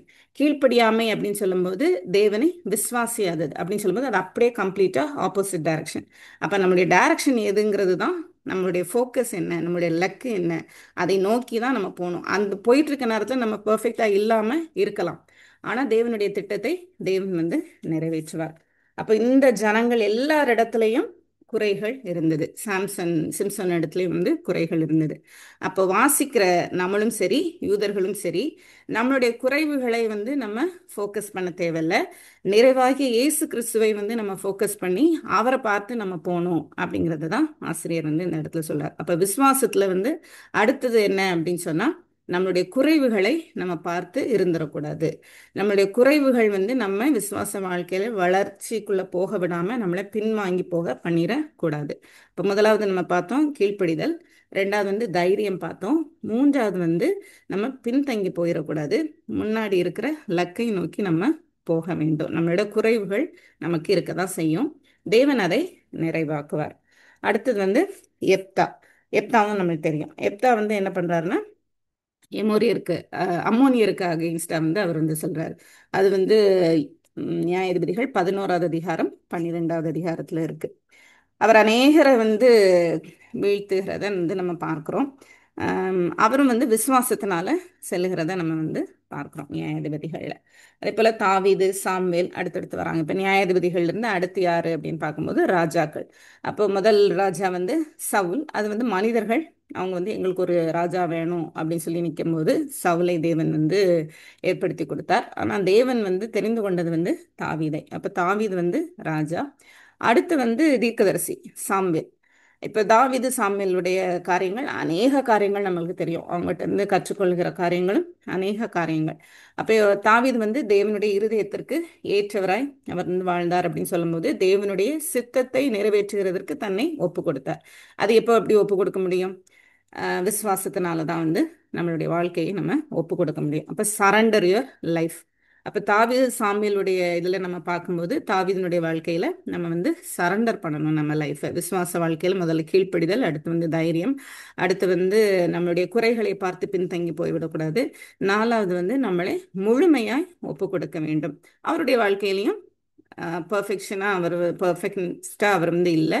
சில தவறுகள் அவர் வந்து பண்ணினார். ஆனாலும் தேவனுடைய சித்தத்தை நிறைவேற்றுவதற்கு அவருடைய திட்டத்தை அறிந்து அவர் வந்து காரியங்களை செய்ததை பார்க்குறோம். அதே போல தான் சாம்வேல். சாம்வேலுடைய காரியங்களை நம்ம பார்க்கும்போது அவர் கடைசியாக சொல்றாரு, நான் எனக்கு என்றோ என்னோட குடும்பத்திற்கு என்றோ பிள்ளைக்கு என்றோ வந்து நான் எதுவுமே அவர் சேர்த்து வைக்கல அப்படிங்கிறத நம்ம பார்க்குறோம். அப்போ அவர் எதை பார்க்குறாரு அப்படின்னு சொன்னால் இந்த உலகத்தின் காரியங்கள், இந்த உலகத்தில் இருக்கிற செல்வ செழிப்பு இதெல்லாம் வந்து அவர் ஃபோக்கஸ் பண்ணவே இல்லை. அவர் வந்து முழுவதுமாய் ஆம், தேவனுடைய திட்டம் நிறைவேறணும் தான் அவரும் இருந்தார். எப்படின்னா இப்போ சவுலை வந்து தேவன் புறக்கணித்தார்னு சொல்லும்போது சாமுவேல் வந்து அவ்வளோ வருத்தப்பட்டார், அவ்வளோ துக்கம் கொண்டாடினார். அப்போ சாமுவேலுக்கு வந்து என்ன அப்படின்னா, சரி இஸ்ரவேல் ஜனங்கள் இந்த ராஜா இல்லைன்னா இன்னொரு ராஜா அப்படிங்கிறது இல்லை. சவுல் தவறு பண்ணியிருக்கிறாரு அப்படின்னாலும் வந்து அவருக்கு அது பாரமா இருக்கிறது. அப்போ பிறனுக்கானவைகளை நோக்க வேண்டும் அப்படிங்கிறது ஒரு விசுவாசிக்கு இருக்க வேண்டும். அப்போ சாமுவேலுடைய லைஃப்ல இருந்து ஆசிரியர் இந்த யூதர்களுக்கு எழுதுறது என்ன அப்படின்னு சொன்னா, உங்களுடைய ஃபேமிலி உபத்திரவப்படுது, இல்லை உங்களுடைய ஃபேமிலியில் இருக்கிற யாரோ வந்து உபத்திரவத்தினால இயேசு கிறிஸ்துவை விசுவாசிக்கிறதுனால வர்ற உபத்திரவத்தினால மரித்து போறாங்க அப்படிங்கிறதுக்காக நீங்க இயேசு கிறிஸ்துவை விட்டு போயிடாதீங்க. ஏன்னா சாமுவேலுடைய பிள்ளைகளும் வந்து மோசமாக தான் இருந்தாங்க. ஆனால் சாமுவேல் வந்து தேவனுடைய திட்டத்தை நிறைவேற்றுறதுல ரொம்ப ஸ்ட்ராங்காக வந்து அவர் இருந்தார். தேவன் என்னென்ன காரியத்தை செய்ய சொல்கிறாரோ அதெல்லாம் ஜனங்களுக்கு கற்றுக் கொடுத்துட்டு இருந்தார் அப்படிங்கிறத நம்ம பார்க்குறோம். அப்போ அவர் வந்து பிறருக்கானவைகளை தேவனால் தெரிந்து கொள்ளப்பட்ட ஜனங்கள் வளருவதற்கு, தேவனுடைய வார்த்தையில பலப்படுத்துவதற்கு என்ன செய்யணுமோ அதை செய்தார். இது வந்து விசுவாசத்தின் விளைவு. அப்போ விசுவாசிக்கிறோம் அப்படின்னு சொன்னா எப்படி இருக்கணும் அப்படிங்கிறதுக்கு சாமுவேலோட லைஃப் வந்து தாங்கக்குரியவைகளை விட்டு பிறனுக்காரவைகளை அவர் வந்து நோக்குறார். அப்போ விசுவாசத்தில் நீங்கள் இருக்கும்போது உங்களுடைய ஃபேமிலி தான், உங்களுடைய உற்றார் உறவினர் தான் அவங்க மரித்து போகிறாங்க இயேசு கிறிஸ்துவை விசுவாசிக்கிறதுனால. ஆனால் நீங்கள் கவலைப்படாதீங்க, அவங்கெல்லாம் உயிரோட திரும்ப எழுந்திருப்பாங்க. அதனால நீங்கள் உங்களோட ஃபோக்கஸ் வந்து என்னென்னா இயேசு கிறிஸ்துவின் மேலே மாத்திரம் இருக்கட்டும் அப்படிங்கிறத ஆசிரியர் வந்து சொல்கிறார். அடுத்து இப்போ இவங்கெல்லாம் விசுவாசிகள். இவங்களை குறித்து இன்னும் நான் சொல்லணும்னா நிறைய சொல்லணும். அப்படிங்கிறப்போ பின்னாடி வர தீர்க்கதரிசிகள் ஏசாயா, எசேக்கியேல், எரேமியா இவங்களெல்லாம் பற்றி சொல்லணும்னா இன்னும் நிறைய சொல்லணும். அப்போ காலம் போதாது அப்படின்னு சொல்லிட்டு அவங்களுடைய ரிவார்டு என்ன கிடைச்சிது, விசுவாசிகளுக்கு கிடைத்த நன்மைகள் என்ன அப்படிங்கிறத அவர் வந்து எழுதுறார். இதை வாசிக்கும்போது நம்ம எப்படி வாசிக்கணும்னா, ஒன்று யூதர்கள் வாசிக்கிறாங்க, அப்போ அவங்க எவ்வளோ குழப்பத்தில் இருக்காங்க, அப்போ இது எப்படி அவங்களே பலப்படுத்தும். அதே போல் நம்ம வாசிக்கிற நம்மளும் கூட ஏதோ ஒரு கஷ்டத்தின் மத்தியில் போகும்போது விசுவாசத்துக்குள்ளே இருந்தோம் அப்படின்னா இது வந்து நம்மை பலப்படுத்தும் அப்படிங்கிற எண்ணத்தில் இதை நம்ம வாசிக்கிறோம். இப்போ விசுவாசத்தினாலே அவர்கள் ராஜ்யங்களை ஜெயித்தார்கள். நம்ம பார்த்தோம் ஆல்ரெடி. சிம்சோன், பாராக், அதே போல் கிடியன், தாவீது, சாமுவேல் எல்லாருமே வந்து ராஜ்யங்களை ஜெயித்தார்கள், நீதியை நடப்பித்தார்கள். தேவனுடைய வார்த்தை தான் நீதி, நம்மளுக்கு தெரியும். அதே போல் கிறிஸ்து தான் நீதியானவர். அப்போ தேவனுடைய வார்த்தையை அவங்க வந்து கீழ்ப்படிந்து நடந்தாங்க, நீதியை நடப்பித்தார்கள், வாக்கு தத்தங்களை பெற்றார்கள். எல்லாருக்குமே தேவன் வந்து ப்ராமிஸ் கொடுத்திருந்தார். ஆபிரஹாமுக்கு கொடுத்திருந்தார், ஈசாக்கு கொடுத்திருந்தார், யாக்கோபுக்கு, யோசுவாக்கு, இப்படி அவருடைய பரிசுத்தவான்கள் ஒவ்வொருவருக்கும் ஒவ்வொரு காலகட்டத்தில் வந்து ப்ராமிஸ் கொடுக்கப்பட்டுட்டே வந்தது. அந்த ப்ராமிஸ் நிறைவேறி கொண்டே வந்தது. இப்போ ஆபிரகாமுக்கு ஈசாக்கு அப்படிங்கிறது ஒரு ப்ராமிஸ். அப்புறம் அந்த கானான் தேசம் அப்படிங்கிறது வந்து ஒரு ப்ராமிஸ். அது மோசேயின் காலத்தில் மோசே அந்த கானான் தேசத்தை பார்க்குறார். யோசாவின் காலத்தில் அதை பங்கிட்டு இஸ்ரவேல் ஜனங்கள் உள்ள போகிறாங்க. அப்போ இஸ்ரவேல் ஜனங்கள் வந்து அந்த வாக்குத்தத்தங்களை பெற்றுக்கொள்கிறாங்க. அப்போ வாக்குத்தத்தங்களை அங்கே பெற்றுக்கொள்கிறாங்க. சிங்கங்களின் வாய்களை அடைத்தார்கள். யார் அது? தெரியும், தானியேல். அப்போ தானியேலுடைய காலத்தில் வந்து சிங்கங்களுடைய வாய்கள் அடைக்கப்பட்டது. அது தானியேல் புஸ்தகத்தில் நம்ம பார்க்கிறோம். அக்கினியின் உக்கிரத்தை அவித்தார்கள், பட்டய கற்குக்கு தப்பினார்கள், பலவீனத்தில் பலன் கொண்டார்கள். அப்போ அக்கினியின் உக்கிரத்தை அவித்தார்கள் அப்படின்னு சொல்லும்போது சாத்ராக் மேஷாக் ஆபேத்நேகோ அவங்கள வந்து நம்ம பார்க்குறோம். அனனியா அசரியா மிஷாவேல் இவங்கள வந்து பார்க்குறோம், தானியேலுடைய நண்பர்கள். அவங்களுடைய காலத்தில் அக்னியின் உக்கிரத்தை அவித்தார்கள், பட்டய கற்குக்கு தப்பினார்கள். எத்தனையோ பேர் வந்து பட்டயக்கருக்கு தப்பினார்கள். தாவீது வந்து சவுல்னால துரத்தப்பட்ட போது அவர் வந்து பட்டயக்கருக்குல இருந்து அவர் தப்பினார். அதே மாதிரி கோலியத்துக்கு அகெயின்ஸ்டா போய் அவன் நிற்கும் போதும் கூட அவர் வந்து தேவனுடைய பலத்தினால அவர் தப்பினதை நம்ம பார்க்கிறோம். இப்படி அநேகர் வந்து பழைய ஏற்பாட்டின் காலத்துல பட்டயக்கருக்குக்கு தப்பினார்கள். அதே போல ஆஹ் ஆகாபுடைய ஆகாப் ராஜாவின் காலத்துல எலிசா அவர் வந்து அவருடைய தலையை நான் வாங்குவேன் அப்படின்னு சொல்லி ஆட்களை விடும்போது தேவன் அவரை தப்பு வைக்கிறார். அப்படி அநேகர் வந்து பட்டயக்கருக்குக்கு தப்புகிறாங்க. பலவீனத்தில் பலன் கொண்டார்கள். இது யாரு அப்படின்னு சொன்னா எசேக்கியா ராஜா வந்து நம்ம பார்க்கலாம். எசேக்கியா ராஜா வந்து நோய்வாய்ப்பட்ட போது அவர் விண்ணப்பம் பண்ணுகிறார். தேவனுடைய திட்டம் நிறைவேறும்படியாக அவருக்கு கூட 15 வருஷம் கூட்டி கொடுக்கப்படுகிறது. இப்ப பலவீனத்தில் பலம் கொண்டார்கள். இன்னும் நிறைய பேர் இருக்கலாம். நம்மளுக்கு ரொம்ப ஃபெமிலியரானவங்க வந்து எசேக்கியா. யுத்தத்தில் வல்லவரானார்கள். இப்போ கிடியோன் நம்ம எடுத்துக்கிட்டோம் அப்படின்னு சொன்னால் அவர் ஒன்றுமே எனக்கு தெரியாது அப்படின்னு இருக்கும்போது அவர் பராக்கிரமமாய் அநேக காரியங்களை செய்கிறாரு. யோசுவா பார்க்குறோம், எத்தனையோ ராஜாக்களை 31 ராஜாக்கள் கிட்ட அவர் வந்து மடங்கடிக்கிறத நம்ம பார்க்குறோம். அப்போ யுத்தத்தில் வல்லவர்களானார்கள். இது எல்லாம் எதனாலனா விசுவாசத்தினால. அந்நியருடைய சேனைகளை முறியடித்தார்கள், அதுவும் அதே தான் குறிக்கிறது. ஸ்திரீகள் சாக கொடுத்த தங்களுடையவர்களை உயிரோடு எழுந்திருக்க பெற்றார்கள். எலியா எலிசா தீர்க்கதரிசியின் காலத்துல சூனியம்மாளுடைய மகனையும் சரி, அந்த விதவினுடைய மகனும் சரி, அவங்க வந்து உயிரோட எழுப்பப்படுறாங்க. இதெல்லாம் எப்படின்னா தேவனுடைய வார்த்தைகளை தெரிவிக்கிற தீர்க்கதரிசிகள் வந்து தேவனுடைய வார்த்தையை பெற்றிருக்கிறாங்கங்கிற அந்த கனத்தை அவங்க கொடுத்தாங்க, விசுவாசித்தாங்க. அதனால ஸ்திரீகள் சாக கொடுத்த தங்களுடையவர்களை உயிரோடு எழுந்திருக்க பெற்றார்கள். அப்ப இதை ஏன் அவர் வந்து சொல்றாரு அப்படின்னா, ஸ்திரீகள் பலவீனமானவர்கள், அவங்க சொல்ற நிறைய காரியங்களை வந்து குடும்ப தலைவர்கள் ஏற்றுக்கொண்டு இந்த விசுவாச வாழ்க்கையில குழம்புவதற்கு மிகவும் காரணமா இருக்கிறாங்க. அப்போ அந்த ஸ்திரீகளை குறித்து அவர் வந்து சொல்றாரு, ஸ்திரீகளும் கூட விசுவாசத்திலே தங்கள் பிள்ளைகளை உயிரோடு எழுந்திருக்க பண்ணினார்கள் அப்படின்னு சொல்லி. வேறு சிலர் மேன்மையான உயிர்த்தெழுதலை அடையும்படிக்கு, இந்த வார்த்தையில இந்த வசனத்தை நம்ம பார்க்கும்போது 32வது வசனத்துல நம்ம பார்க்கும்போது உயிர்த்தெழுதலை பத்தி அவர் வந்து அந்த இடத்துல அவர் வரார். அப்படி கன்க்ளூஷன் வரும்போது எபிரேயர் ஆசிரியர் வந்து எதுக்கு வராரு அப்படின்னா உயிர்த்தெழுதல்.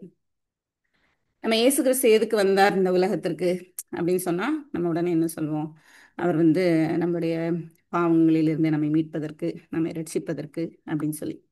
ஆனா இயேசு கிறிஸ்துவனுடைய இப்போ அப்போஸ்தலர் புத்தகத்துல நம்ம எடுத்துக்கிட்டோம் அப்படின்னு சொன்னா அதனோட மெயின் தீம் வந்து என்ன அப்படின்னா மரித்தோர் உயிரோடு எழுந்திருப்பது. பவுல் பேசும்போது வந்து எல்லாரும் அமைதியா தான் கேட்டுட்டு இருந்தாங்க. யூதர்கள் வந்து அமைதியா தான் கேட்டுட்டு இருந்தாங்க. ஆனா அவர் எப்ப வந்து புறஜாதியாருக்கு சுவிசேஷம் மரித்தோரிலிருந்து இவர் எழுந்திருக்கிறார் அப்படின்னு சொல்லி சொன்ன உடனே அவங்களுக்குலாம் கோவம் வந்துடும்.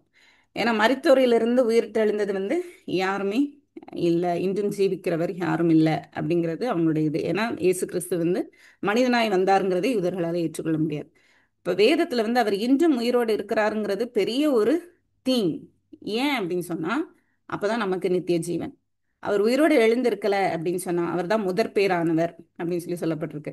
அப்போ அவர் வந்து மரித்தோரில் முதற் பேரானவராய் இல்லாதிருந்தா நம்மளுக்கு நித்திய ஜீவன் கிடையாது. அதுதான் நம்மளுடைய வாக்குத்தத்தம். அந்த வாக்குத்தத்தத்தை நம்பி தான் விசுவாசிகள் ஒவ்வொருவரும் நம்ம வந்து நம்மளுடைய வாழ்க்கையை ஓட்டி கொண்டு இருக்கிறோம். அந்த இலக்கை நோக்கி நம்ம ஓடிக்கொண்டிருக்கிறோம். அப்படிங்கிறப்போ அந்த மரித்தோர் உயிர்த்தெழுதல் வந்து சுவிசேஷ வார்த்தையில சொல்லப்படவில்லை அப்படின்னு சொன்னா அதனுடைய முக்கியத்துவம் நம்ம பார்க்கல அப்படின்னு சொன்னா நித்திய ஜீவன்கிறது வந்து இல்லை. 1 கொரிந்தியர் 15 அதிகாரம் முழுவதுமே வந்து மரித்தோர் எப்படி உயிர்த்தெழுந்திருக்கிறாங்க, உயிர்த்தெழுதல் உண்டு அப்படிங்கிறத பவுல் சொல்லுகிறத நம்ம பார்க்கலாம். அப்போ இந்த இடத்துல ஆசிரியர் அந்த ஃபைனல் இதுக்கு வரும்போது அவர் வந்து அதையும் காண்பிக்கிறார். வேறு சிலர் மேன்மையான உயிர்த்தெழுதலை அடையும்படிக்கு. அப்ப ஸ்திரீகள் வந்து விசுவாசத்தினாலே தங்கள் பிள்ளைகளை வந்து உயிரோடு எழுந்திருக்க பெற்றார்கள். ஆனா அது வந்து மேன்மையானது அல்ல. ஏன்னா அவங்க திரும்பியும் மறித்தாங்க. மேன்மையான உயிர்த்தெழுதலை அடையும்படிக்கு விடுதலை பெற சம்மதியாமல் வாதிக்கப்பட்டார்கள். எப்படி வாதிக்கப்படுவார்களாம் அப்படின்னு சொன்னா, இந்த இடத்துல கிரேக்க இதுல வந்து எப்படி இருக்குதான்னா, ஒரு வீல்ல வந்து ஸ்ட்ரெச் பண்ணி வந்து கெட்டி வச்சிருவாங்களாம். கெட்டி வச்சுட்டு அந்த வீலை வந்து ரொம்ப ஃபாஸ்டா வந்து இது சுத்தம் போது இந்த உடம்பெல்லாம் வந்து பிஞ்சிட்டு போயிடும், அந்த மாதிரி சொல்றாங்க. இதெல்லாம் வந்து வாதிக்கப்படுறது அப்படிங்கிற அந்த ஒரு கிரேக்க வார்த்தை, அந்த ஒரு பனிஷ்மெண்ட்ல இருந்து எடுக்கப்பட்ட ஒரு வார்த்தை. நம்ம தமிழ்ல ஜஸ்ட் வாதிக்கப்பட்டார்கள் அப்படின்னு சொல்லி சொல்லப்பட்டிருக்கு. அப்போ அவ்வளோ கொடுமையாய் அவங்க வந்து பாதிக்கப்பட்டாங்க. ஆனா விசுவாசத்தினால அதை ஏற்றுக்கொண்டாங்க. எப்படின்னா விடுதலை பெற சம்மதியாமல் அப்படின்னு சொல்லும்போது, இந்த தண்டனை இயேசு கிறிஸ்துவை நாங்கள் ஏற்றுக்கொண்டதுனால, இல்ல தேவனை ஏற்றுக்கொண்டதுனால எங்களுக்கு இப்படி ஒரு தண்டனை கிடைக்குமானால் எங்களுக்கு விடுதலை எல்லாம் ஒன்றும் தேவையில்லை, அதுலேருந்து எங்களுக்கு ரிலீஸ் எல்லாம் எங்களுக்கு தேவையில்லை, நாங்கள் அதை அக்செப்ட் பண்ணிக்கிறோம் அப்படின்னு ஏன் அவங்க சொல்றாங்கன்னா, மேன்மையான உயிர்த்தெழுதல் ஒன்று எங்களுக்கு உண்டு அப்படிங்கிற விசுவாசத்தினால அவங்க பாதிக்கப்படும் போது எங்களுக்கு விடுதலை தேவையில்லை அப்படின்னு சொல்லி தங்களை அர்ப்பணித்தாங்க. அப்போ அதெல்லாம் இப்போ ஸ்திரீகளாகிய இந்த ரெண்டு ஸ்திரீகள் நம்ம இப்போ பார்க்குறோம்ல, அவங்க வந்து சாக கொடுத்த தங்களுடையவர்களை உயிரோடு எழுந்திருக்க பெற்றார்கள் அப்படின்னு சொல்லும்போது, தன்னுடைய குமாரர் வந்து உயிரோடு எழுந்திருக்க வேண்டும்ங்கிற ஒரு பிரயாசத்தில் ஒரு விசுவாசத்தை வைத்தார்கள். ஆனால் இந்த விசுவாசம் மேன்மையான விசுவாசம். ஏன் அப்படின்னு சொன்னால், நான் மரித்தாலும் பரவாயில்ல, நான் வந்து உயிரோடு எழுந்திருப்பேன் அப்படிங்கிறதுனால இது வந்து மேன்மையானது. இது மேன்மையான உயிர்த்தெழுதலை குறிக்கிறது. உம் வேறு சிலர் நிந்தைகளையும் அடிகளையும் கட்டுகளையும் காவலையும் அனுபவித்தார்கள். எரேமியானுடைய வாழ்க்கையை வந்து இதில் எடுத்துக்கலாம். எரேமியா வந்து அவர் வாழ்ந்த காலம் முழுவதும் அவர் தீர்க்க தரிசனம் சொல்லிகிட்டே தான் இருக்கிறாரு. அவர் சொன்னது எல்லாம் நிறைவேறிக்கொண்டே தான் இருக்குது அவருடைய பீரியட்ல. அதை ராஜாவும் பார்க்குறாங்க, ஜனங்களும் பார்க்க தான் செய்கிறாங்க. ஆனாலும் கீழ்ப்படியாமல் இருக்கிறாங்க.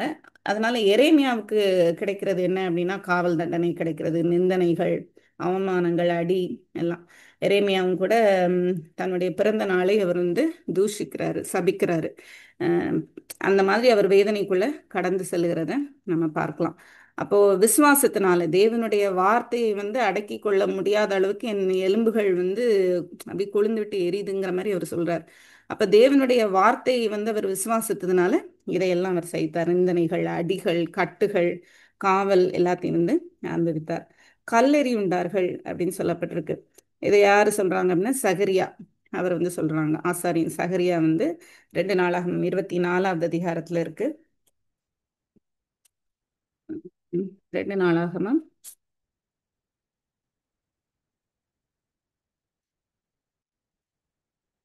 24,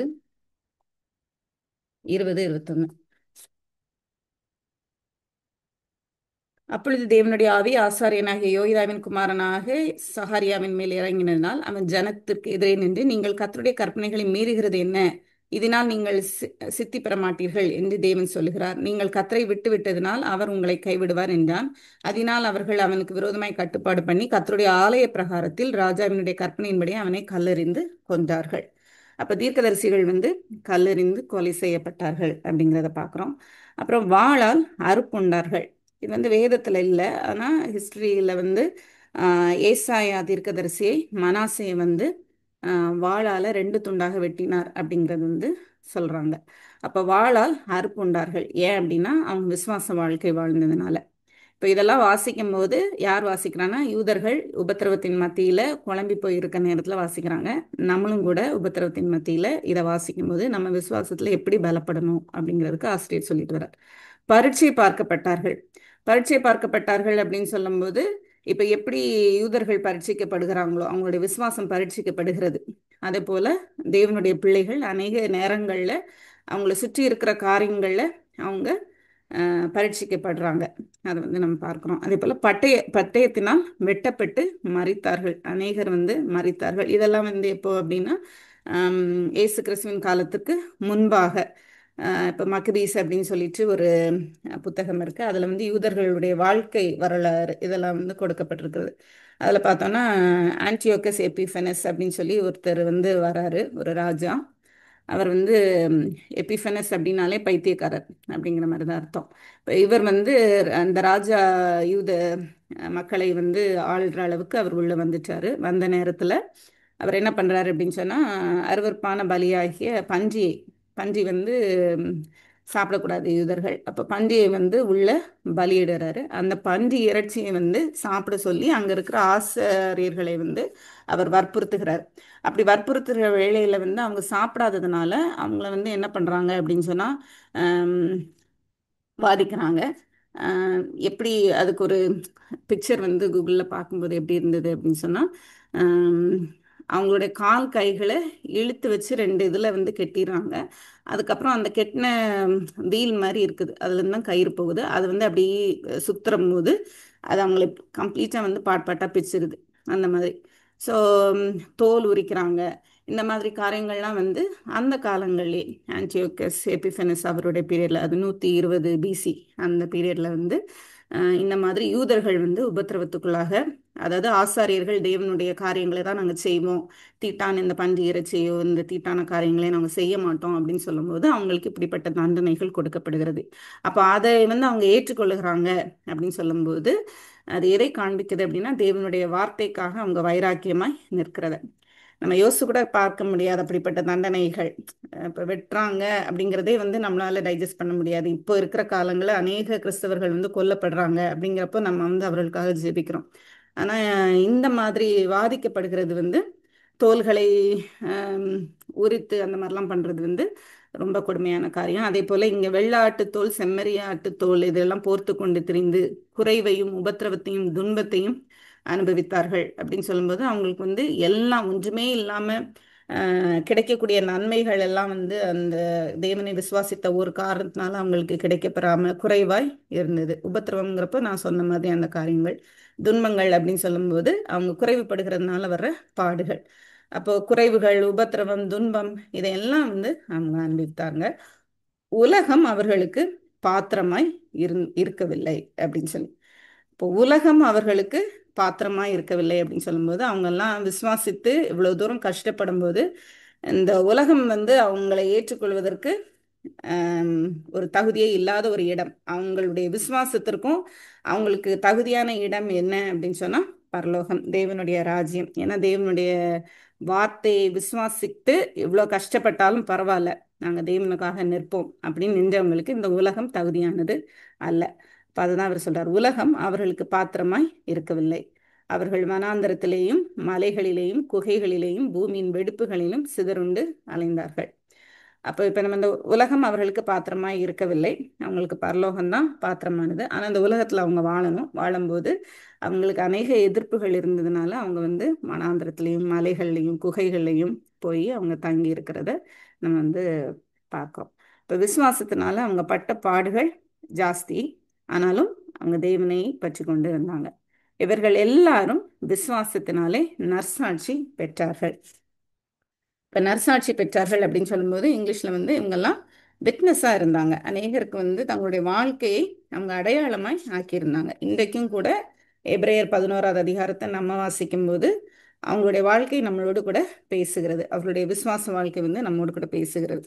அப்போ நற்சாட்சி பெற்றார்கள் அப்படின்னு சொல்லும்போது எதை குறிக்கிறது அப்படின்னு சொன்னால், அவங்க கேட்ட ஒன்று இல்லை அவங்க பார்த்த ஒன்று இல்லை அவங்க எக்ஸ்பீரியன்ஸ் பண்ண ஏதோ ஒன்று நம்மளுக்கு வந்து எதையோ கற்றுக் கொடுக்கிறது. எதை கற்றுக் கொடுக்கிறது அப்படின்னா, தேவனை விசுவாசிக்கிறதுனால வர விளைவுகள் என்ன, வர ஆசீர்வாதங்கள் என்ன, வர உபத்திரவங்கள் என்ன, அதன் மத்தியில் நம்ம எப்படி இருக்க வேண்டும், இதை எல்லாத்தையுமே வந்து தங்களுடைய வாழ்க்கையில அவங்க காண்பித்தாங்க. அப்ப நற்சாட்சி பெற்றார்கள் அப்படிங்கிறபோது அவங்களுடைய வாழ்க்கை ஒரு அடையாளமாய் இருக்கிறது. கிறிஸ்தவர்களுக்கும் சரி, விசுவாசியாதவர்கள் இதை வாசிக்கும் போதும் சரி, அவங்க விசுவாசத்துக்குள்ள வரும்படியாய் அவருடைய வாழ்க்கை வந்து இருந்தது. அப்போ வேதத்தில் வந்து நிறைய கீவேர்ட்ஸ், அதாவது எபிரேயர் புத்தகத்தில் தீம் அப்படின்னு ஒன்று நம்ம பார்க்குறோம். தீம் என்ன? கிறிஸ்து மேலானவர், எல்லாவற்றிற்கும் மேலானவர் அப்படிங்கிறது தான் வந்து எபிரேயருடைய தீம். கீவேர்ட்ஸ் அப்படின்னு சொல்லும்போது அங்கங்கே சில வார்த்தைகள் வந்து அதிகமாய் படுத்தப்பட்டிருக்கிறது. அதில் முக்கியப்படுத்தப்பட்ட வார்த்தை வந்து நற்சாட்சி அப்படிங்கிறது. அதாவது வெளிப்படையான அந்த வாழ்க்கையின் தங்களுடைய வாழ்க்கையை அவங்க அடையாளமாக ஆக்கினாங்கல்ல, அந்த வார்த்தை வந்து எபிரேய புத்தகத்தில் முக்கியத்துவம் பெறுகிறது. எந்தெந்த வசனம்னு மட்டும் சொல்கிறேன், எழுதிக்கோங்க வேணா. 7th சாப்டரில் 8வது வசனம், 7வது அதிகாரம் 17வது வசனம், 10வது அதிகாரம் 15வது வசனம். 11ல் வந்து 2, 4, 5, 39. இதுக்கு முன்னாடி ஒரு சில இடங்கள்ல நம்ம கீவேர்ட்ஸ்லாம் வந்து பார்த்தோம். ஞாபகம் இருக்கான்னு தெரில. அந்த நிழல் அப்படிங்கிறதுலாம் ஒரு கீவேர்டு. அதே போல் இது நற்சாட்சி அப்படிங்கிறது வந்து ஒரு கீவேர்டு. அப்புறம் இவர்கள் எல்லாரும் விசுவாசத்தினாலே நற்சாட்சி பெற்றும் வாக்கு தத்தம் பண்ணப்பட்டதை அடையாமற் போனார்கள். இந்த வாக்கு தத்தம் அப்படிங்கிறதும் ஒரு கீவேர்டு. எல்லா இடத்துலையும் தேவன் வாக்கு தத்தம் பண்ணுகிறார், அதை நிறைவேற்றுகிறார். கடைசியா ஒரு வாக்குத்தத்தம் இருக்கிறது, அதுதான் நிறைவேறணும் அப்படிங்கிறது தான் எபிரேயர்ல இருந்து நம்ம பார்க்கிறோம். ஸோ வாக்குத்தத்தம் அப்படிங்கிறதும் ஒரு கீவேர்ட். அதுக்கும் அநேக வசனங்கள் வந்து இருக்கிறது. இப்ப நம்ம பார்த்தோம் அப்படின்னு சொன்னா, இது வரைக்கும் நம்ம பார்த்துட்டு வந்ததுல ஒரு இடத்துல நம்ம 33வது வசனத்துல நம்ம பார்த்தோம், வாக்கு தத்தங்களை பெற்றார்கள் அப்படின்னு பார்த்தோம். வாக்கு தத்தங்களை பெற்றார்கள் அப்படின்னு பார்த்தோம். இந்த இடத்துல வாக்கு தத்தம் பண்ணப்பட்டதை அடையாமற் போனார்கள் அப்படின்னு இருக்கு. அங்க 33ல வாக்கு தத்தங்களை பெற்றார்கள், ப்ளூரல்ல இருக்கு. இங்க வாக்கு தத்தம் பண்ணப்பட்டதை அடையாமற் போனார்கள் அப்படின்னு இருக்கு. அப்ப அநேக வாக்கு தத்தங்களை பெற்றார்கள். யாரு? பரிசுத்தவான்கள், தேவனை விசுவாசித்தவர்கள். பழைய ஏற்பாட்டின் பரிசுத்தவான்கள் எல்லாத்தையும் தான் லிஸ்ட் பண்ணிட்டு அவங்க எல்லாம் வாக்கு தத்தங்களை பெற்றார்கள். எதனால? விசுவாசத்தினால வாக்கு தத்தங்களை பெற்றார்கள். அதை பார்க்கவும் செஞ்சாங்க. சிலருடைய லைஃப் பீரியட்ல அந்தந்த வாக்கு தத்தங்கள் நிறைவேறவும் செஞ்சுச்சு. அப்ப இந்த இடத்துல வாக்கு தத்தம் பண்ணப்பட்டதை அடையாமற் போனார்கள் அப்படின்னு சொல்லும்போது அது எதை குறிக்கிறது அப்படின்னு சொன்னா, இந்த ரட்சிப்பினுடைய கடைசி ஸ்டேஜ். ரட்சிப்ல மொத்தம் எத்தனை ஸ்டேஜ் இருக்கு, யாராவது சொல்லலாமா?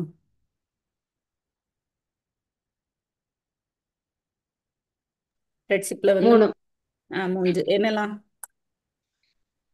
நீதிமானாக்கப்படுதல், ம் ம், பரிசுத்தமாக, பரிசு. மகிமையடை, ஆ, மகிமை. மகிமையடைதல். அப்போ ஜஸ்டிஃபிகேஷன், நீதிமானாக்கப்படுதல்.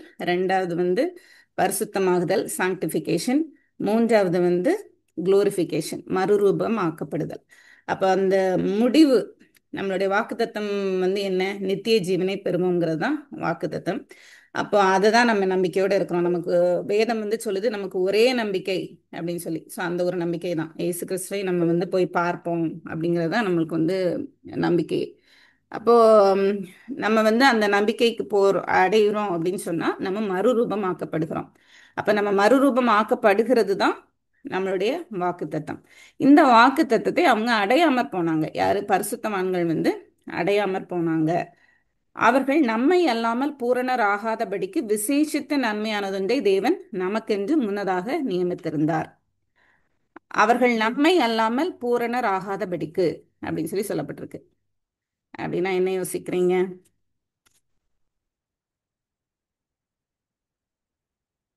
அவர் நம்மை அல்லாமல் பூரணர் ஆகாதபடிக்கு.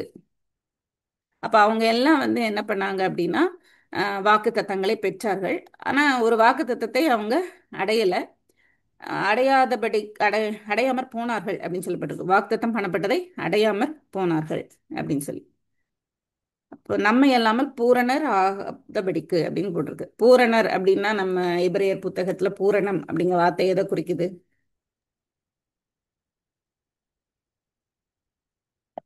படிச்சோம். பூரணம் அப்படிங்கிற வார்த்தை எபிரேயர் புத்தகத்துல எதை குறிக்கிறது? ரட்சிப்பு.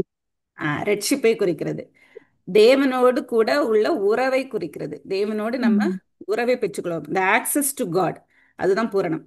அப்ப என்னைக்கு நம்ம விசுவாசிக்கிறோமோ அன்னைக்கு we have got the access to God. நம்ம வந்து தேவனிடத்துல, தேவனுடைய கிருபாசன தண்டையில தைரியமாய் சேர கடவோம் அப்படின்னு இந்த எபிரேயர் புத்தகத்துல பார்க்கிறோம்.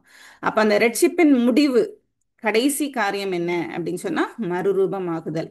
நம்ம வந்து மகிமை அடைகிறது தான் வந்து கடைசியான காரணம். அப்ப அவர்கள் நம்மை அல்லாமல் பூரணராகாதபடிக்கு அப்படின்னு ஏன் சொல்லப்பட்டிருக்கு அப்படின்னு சொன்னா, இயேசு கிறிஸ்து எப்போ அவர் வெளிப்படுகிறாரோ அன்னைக்குதான் முழுவதுமாய் வந்து தேவனுடைய திட்டம் நிறைவேறுகிறது. அப்ப தேவன் வந்து நம்ம ஏற்கனவே பார்த்தது போல பழைய ஏற்பாட்டின் காலத்துல இருந்து புதிய ஏற்பாட்டு காலத்துல வரைக்கும் ஒரு லைன் மாதிரி நம்ம எடுத்துக்கிட்டோம் அப்படின்னா, அப்படியே ஒவ்வொரு இடமா தேவன் வந்து வாக்குத்தத்தம் பண்ணுகிறத, ஒவ்வொரு இடத்துலையும் சென்டர் யார் இருக்கா அப்படின்னு சொன்னா, ஃபோக்கஸ் யாருன்னா இயேசு கிறிஸ்து தான், மேசியா தான். வேதத்துல ஆதியாகமம் 3வது அதிகாரம் 15வது வசனத்துல முதல் வாக்குத்தத்தம் ஆரம்பிக்குது. அதுல இருந்து ஒவ்வொரு இடத்துலையும் தேவன் கொடுக்கிற வாக்குத்தத்தம் எங்க லீட் ஆகுது அப்படின்னு சொன்னா, இயேசு கிறிஸ்துவனுடைய வருகை. அவருடைய அந்த சிலுவை மரணம். அதில் தான் தேவனுடைய திட்டமாகிய மனிதர்களுடைய மீட்பு, பாவத்திலிருந்து விடுதலை, அது எல்லாமே நம்மளுக்கு வந்து மறுபடியும் ஜீவன் கிடைக்குது. இது எல்லாமே எங்கே நிறைவேறுது அப்படின்னு சொன்னால், இயேசு கிறிஸ்து இந்த உலகத்தில் வந்து தன்னுடைய ஜீவனை கொடுத்து மறுபடியும் அவர் உயிரோடு எழும்பும் போது தான் தேவனுடைய திட்டம் நிறைவாகிறது. அப்போ நம்மை அல்லாமல் பூரணர் ஆகாதபடிக்கு அப்படின்னு சொல்லும்போது, அந்த ரியாலிட்டி முதல்ல ஷேடோவாக இருந்தது, பழைய ஏற்பாட்டின் காலத்தில் ஷேடோவாக இருந்தது. ரியாலிட்டிக்குள்ளே வந்து வர்றது எப்போ அப்படின்னு சொன்னால், இப்போ இந்த எபிரேயர் எழுதுகிற ஆசிரியர் ஒரு காலத்தில் எழுதி கொண்டு இருக்கிறார்ல, அப்போ வந்து இயேசு கிறிஸ்து மரித்து உயிர்த்தெழுந்தாச்சு, இவங்க எல்லாம் ஸ்கேட்டர் ஆகி அங்கங்கே இருக்கிறாங்க யூதர்கள். ஸோ இப்போ நம்மை அல்லாமல் அவர்கள் பூரணர் ஆகலை அப்படின்னு சொல்லி சொல்லும்போது அது எதை குறிக்குதுன்னா, தேவனுடைய திட்டம் எதுவும் சரியில்லை தவறில்லை அப்படிங்கிறதுல ரட்சிப்பு முழுமையுமாய் வந்து யாருக்குள்ள வருது அப்படின்னா இயேசு கிறிஸ்துக்குள்ள வருகிறது. அப்போ அவங்களுக்கு வந்து மேசியா யாருன்னு தெரியாது, இயேசு கிறிஸ்து யாருன்னு தெரியாது. ஆனால் அவங்க தேவன் கொடுத்த வாக்கு தத்தத்தை நம்பி அவங்க தங்களுடைய வாழ்க்கையை வந்து விசுவாசத்திலே நடத்தி கொண்டு வந்தாங்க. அப்போ நம்மை அல்லாமல் அவர்கள் பூரணராகாதபடிக்கு அப்படின்னு சொல்லி சொல்லும்போது, நம்ம தான் கிறிஸ்துவை கண்டிருக்கிறோம், அவரை அறிந்திருக்கிறோம். அவர் வந்து அவருடைய மீட்பின் திட்டத்தை, தேவனுடைய மீட்பின் திட்டத்தை அவர் நிறைவேற்றிட்டார். So, அதுக்கப்புறம் வந்தவங்க தான் நம்மலாம், புதிய உடன்படிக்கைக்குள்ள வந்தவர்கள் தான் வந்து நம்மலாம். அப்போ இந்த ரியாலிட்டி நடந்ததுக்கு அப்புறம் தான் அவங்க வாக்குத்தத்தம் பண்ணப்பட்டதை அவங்க அடைய முடியும். அப்போ பூரணர் ஆகாதபடிக்கு அவங்க வந்து நம்ம வரும் வரைக்கும் அப்படின்னு சொல்லும்போது எல்லாருமே ஒரே ஒரு தேவனுடைய ராஜ்யத்துக்குள்ள வரணும். அது வரைக்கும் அவங்களுக்கு என்னன்னே தெரியாது. பழைய ஏற்பாட்டின் பரிசுத்தவங்களுக்கு அது என்னன்னே தெரியாது. நம்மளுடைய காலத்தில் இப்போ அது தெரியுது.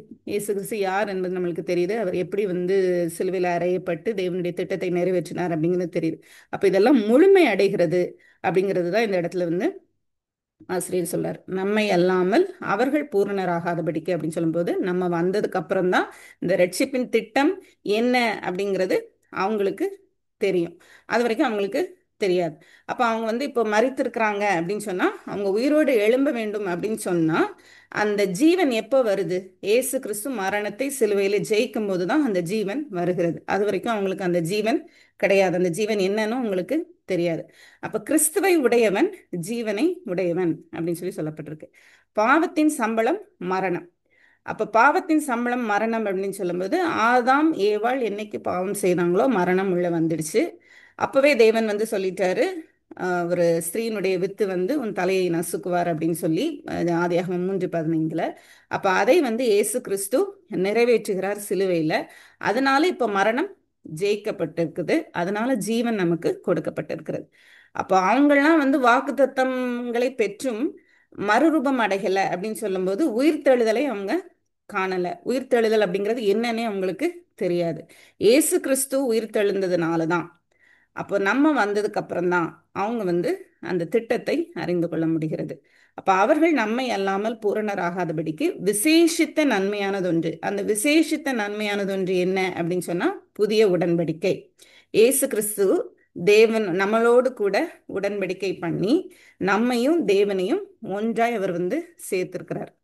பழைய ஏற்பாட்டு பரிசுத்தவான்கள் எத்தனை வாக்குத்தத்தங்களை பெற்றாலும் தேவன் முன்பாக நிற்க முடியாது. அவங்களுக்கு தேவன் முன்பாக நிற்க தகுதி இல்லை. ஏன்னா இயேசு கிறிஸ்து வந்து அவர் அந்த தகுதியை ஏற்படுத்தி கொடுக்கிறார். இயேசு கிறிஸ்துவுக்குள்ள தான் வந்து நம்ம தேவனுக்கு முன்பாக நிற்கிறோம். அப்ப அந்த தகுதியை பெற்றுக்கொள்வது தான், தேவனோடு கூட உறவாடுவது தான், தேவனோடு போய் நம்ம சமாதானத்தோடு இருப்பது தான் பூரணம் அடைதல். நித்திய ஜீவன் தான் அதை வந்து குறிக்கிறது.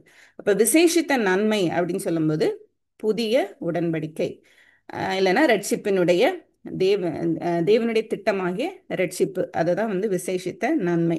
தேவன் நமக்கென்று முன்னதாக நியமித்திருக்கிறார் அப்படின்னு சொல்லும்போது நம்மளுடைய காலத்துல தான் அவருடைய காரியம் வந்து நிறைவு பெற்றிருக்கிறது. இப்ப நம்ம அதெல்லாம் அறிந்திருக்கிறோம் அப்படின்னு சொல்லி ஆசிரியர் சொல்றார்.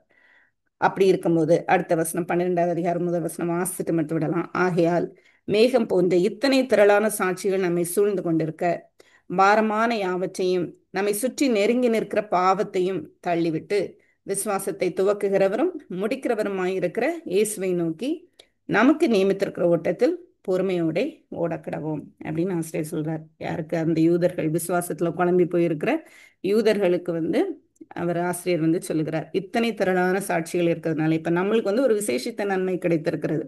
நம்மளுக்கு என்ன விசேஷித்த நன்மை அப்படின்னா, இயேசு கிறிஸ்துனுடைய திட்டத்தை நம்ம அறிந்திருக்கிறோம். அவங்க அறியாது இருக்கும்போதே அவ்வளோ தூரம் ஆசீர்வாதத்தை பெற்றுக்கொண்டாங்க. ராஜ்யங்களை ஜெயித்தாங்க. அதே போல வந்து உயிரோடு எழுப்ப பெற்றார்கள் தங்களுடைய பிள்ளைகளை. அப்படிலாம் வந்து ஆசீர்வாதங்களை பெற்றாங்க. ஆனா நம்ம இப்ப வந்து இயேசு கிறிஸ்துவின் திட்டத்தை, தேவனுடைய திட்டத்தை இயேசு கிறிஸ்துவின் மூலமா நம்ம அறிந்து கொண்டோம். அப்போ நம்மளுடைய விசுவாசம் எப்படி இருக்கணும் அப்படிங்கிறது தான் அவர் வந்து சொல்றார். நம்மளும் கூட நம்மளுடைய லைஃப்ல இன்னுமே வந்து பழைய ஏற்பாட்டு பரிசுத்தவான்கள், நம்மளுடைய பிள்ளைகள் வந்து தானியேலை போல இருக்கணும், நம்மளுடைய பிள்ளைகள் வந்து சாமுவேலை போல இருக்கணும், அப்படிலாம் நம்ம சொல்றோம். அவங்கள போல இருக்கணும் தான். ஆனா நம்ம அவர்களை காட்டிலும் விசேஷித்த நன்மையை பெற்றவர்கள். நம்ம வந்து அவருடைய பீரியட்ல இயேசு கிறிஸ்துவை முழுவதுமாய் தெரிந்து கொண்டிருக்கிறோம். அவங்க தெரியாத போவே இவ்வளவு தூரம் அவங்க பரிசுத்தத்தை காத்துக்கொண்டு விசுவாசத்துல இருந்திருப்பார்களானா, நம்ம இன்னும் எவ்வளவு தூரத்துக்கு நம்ம வந்து இருக்கணும். இயேசு கிறிஸ்துவை போல நம்மளுடைய சிந்தைகள் மாற வேண்டும், இயேசு கிறிஸ்துவை போல நம்மளுடைய வாழ்க்கை வந்து இருக்க வேண்டும் அப்படின்னு சொல்லும்போது, நம்ம எல்லாவற்றையும் பார்த்தவர்கள், எல்லாவற்றையும் அறிந்தவர்கள். பார்க்கிறது அப்படிங்கிறப்ப வந்து இயேசு கிறிஸ்துனுடைய மரணத்தை இந்த வார்த்தைகளின் மூலமா நம்ம வந்து பார்க்கிறோம். அதை மீன் பண்றேன். அப்போ அந்த வார்த்தைகளை நம்ம அறிந்திருக்கிறோம். தேவன் எப்படி அந்த திட்டத்தை நிறைவேற்றினாருங்கிறதெல்லாம் பார்த்துருக்குறோம். அப்படி இருக்கிற நம்ம இன்றைக்கும் கள்ள உபதேசங்களினால நம்ம குழப்பம் அடைகிறோம் அப்படின்னு சொன்னா, நம்ம பழைய பரிசுத்தவான்கள், பழைய ஏற்பாட்டின் பரிசுத்தவான்களுடைய வாழ்க்கையை பார்த்து எவ்வளோ ஸ்ட்ராங்கா நம்ம நிற்கணும் அப்படிங்கிறத கற்றுக்கொள்ளணும். அதை தான் வந்து ஆசிரியர் சொல்லுகிறார். மேகம் போன்ற திரளான சாட்சிகள். மேகம் அப்படிங்கிறப்போ அது நம்ம, அது கவுண்ட்லெஸ்ல வந்து மேகம் போன்ற திரளான சாட்சிகள் சூழ்ந்து இருக்கிறது உங்களை. அப்படி சூழ்ந்து இருக்கும்போது நீங்க விசுவாசத்துல எவ்வளவு ஸ்ட்ராங்கா இருக்கணும் அப்படின்னு சொல்றார். ஸோ அந்த வசனத்தை வந்து நம்ம நெக்ஸ்ட் இதில் பார்க்கலாம், 12வது அதிகாரத்தை. இது வரைக்கும் உள்ளது எல்லாருக்கும் புரிஞ்சிருக்கும்னு நினைக்கிறேன். புரிஞ்சிச்சா? இதுல ரொம்ப இல்லை, விசுவாசத்துல நம்ம எப்படி ஸ்ட்ராங்கா இருக்கணும், தைரியமா இருக்கணும் அப்படிங்கிறது தான் வந்து நம்ம பார்த்தோம். ஆம், இதுல வந்து ஒருத்தங்க எப்படி கொடுத்துருந்தாங்கன்னா, courage in struggle, courage in suffering, courage in waiting. இது வந்து ஒரு விசுவாச வாழ்க்கையில நம்மளுக்கு இருக்க வேண்டிய தைரியம். அது வந்து கொடுத்துருந்தாங்க. அதே போல் the 4 degrees of faith. ஃபெய்த்தில் வந்து ஒரு 4 கட்டம். எப்படின்னா, faith which receives, faith which reckons, faith that risk, faith that rest அப்படின்னு சொல்லி. ஆம், நம்மளுடைய விசுவாசம் என்ன அப்படிங்கிறது 11வது அதிகாரம் முதல் வசனத்திலேயே அவர் வந்து சொல்லிட்டாரு. கன்விக்ஷன், மனசுல வந்து ஒரு கன்விக்ஷன் இருக்கணும். எனக்கு வந்து இயேசு கிறிஸ்து இவைகளை எல்லாம் செய்திருக்கிறார், என்னுடைய ஜீவனை வந்து அவர் பொறுப்பேற்றிருக்கிறார் அப்படிங்கிற ஒரு கன்விக்ஷன் இருக்கணும். அப்புறம் அந்த கன்விக்ஷனுடைய வெளிப்பாடு வந்து என்னுடைய வாழ்க்கையில ஒரு அடையாளமாய் அது வந்து தெரிய வேண்டும். அப்ப விசுவாசம் அப்படிங்கிறது வந்து முதலாவது கீழ்ப்படிதல். அப்ப விசுவாசமும் கீழ்ப்படிதலும் எப்பவுமே மிக்ஸ்டு. அதை வந்து தனித்தனியா வந்து பிரிக்க முடியாது. விசுவாசிக்கிறேன் அப்படின்னு சொன்னா கண்டிப்பா தேவனுடைய வார்த்தைக்கு கீழ்ப்படிந்து ஆக வேண்டும். கீழ்ப்படிவோம் நம்ம விசுவாசிக்கிறோம் அப்படின்னா. அப்ப நம்ம கீழ்ப்படியல அப்படின்னு சொன்னா நம்முடைய விசுவாச வாழ்க்கையை நம்ம வந்து சோதித்து பார்க்க வேண்டும்.